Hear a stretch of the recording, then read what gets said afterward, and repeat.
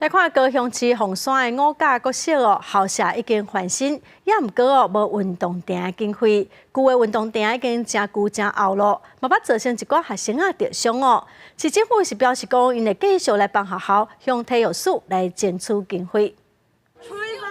学生两边的脚头乌龙溜皮老花，这款情形伫高雄凤山的五甲国小运动场是常常咧发生。这间要100年的学校，2当前因为教室校舍伤旧，未堪伫大地动，要改起新的运动场煞是一直拢无改善，跑道破空，四界拢是窟仔，阁有更紧看现，敢若会当用塑胶笋甲砍掉咧，提醒囡仔卖外紧。有些受伤，可能有一些坑啊、石头啊，绊到就要跌倒。从1年级进来到毕业，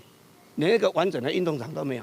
可能这是国际的笑话，以家长及校友的身份来呼吁政府，真的忍无可忍，痛心疾首。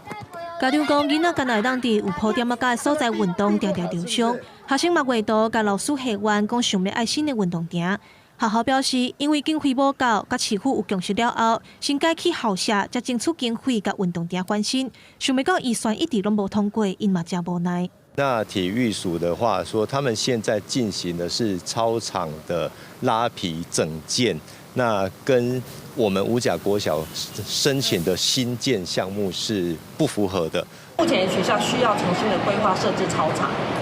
本案已经3次的函送体育署申请跑道经费的整建计划补助。 市府表示，五甲国小因为配合校园整体规划，甲运动场跑道内部甲周边的草坡拢算入时间的范围，所以爱重新规划。接落来继续争取经费，维护师生的权益。记者王周婷、陈兴坤高雄报道。